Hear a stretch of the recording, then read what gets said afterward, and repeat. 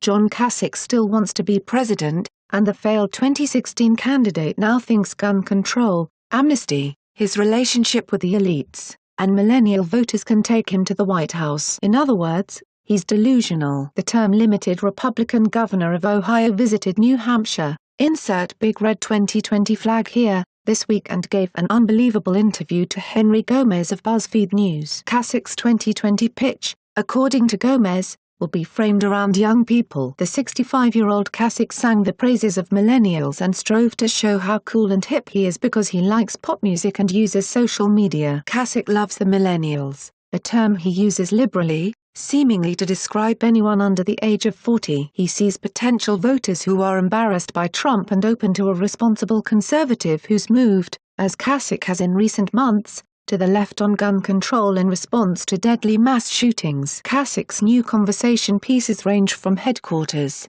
the mobile trivia game, to YouTube celebrity Logan Paul, who entered the wider public consciousness after he filmed a video inside a Japanese suicide forest. He also wants you to know he listens to Justin Bieber, dropping the pop star's name too often, a State House press conference, a New York Magazine interview, a ride along with the Weekly Standard, for it to be a coincidence. This social media is really fascinating to me, whether it's YouTube, whether it's some sort of YouTube channel, I don't know, Kasich said as he promised to step up his Twitter game. I have 1 million Twitter followers, which I think is really cool. In Kasich's telling, young people are not cynical like the adults. They are not attached to the two-party duopoly, and Kasich really likes that. I kind of think of the political parties today as two great department stores in downtown Manchester. Kasich told a crowd that trended older than college age in Henniker. One's red and one's blue, and the customers show up, and neither department store has anything to offer,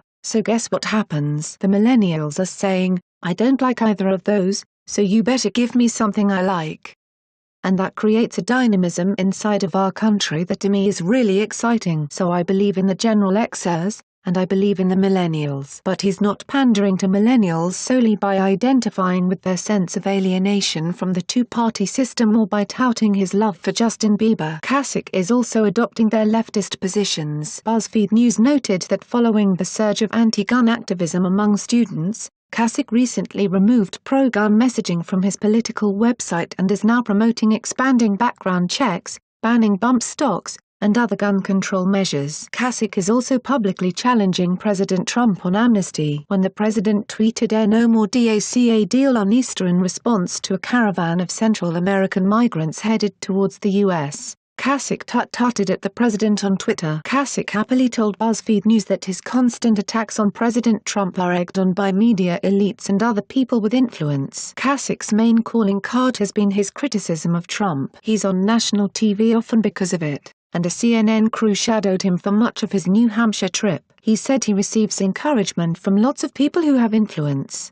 lots of elites, but also hears from plenty of staunch Republican Trump people who wish he'd go away. So that must tell me I'm doing something right, he said. Kasich then paused, pleased with himself. That's a good quote. Gag. So let's get this straight. Kasich is pinning his 2020 ambitions on a group of young people who historically don't vote. To appeal to these millennials who don't vote, he's taking leftist positions on gun control and amnesty. And Kasich seems to think that what he's doing is great because the mainstream media has him on the TV and lots of elites are calling him to congratulate him on his latest attacks on Donald Trump. And it's these factors together that led John Kasich, the self-described Prince of Light and Hope, a laughably pathetic candidate who won only one state in the 2016 Republican primary, to believe he has a real shot at beating Donald Trump, a man who is president because he campaigned in strong support of the Second Amendment, against amnesty, against the elites, and against the media. If Kasich is serious,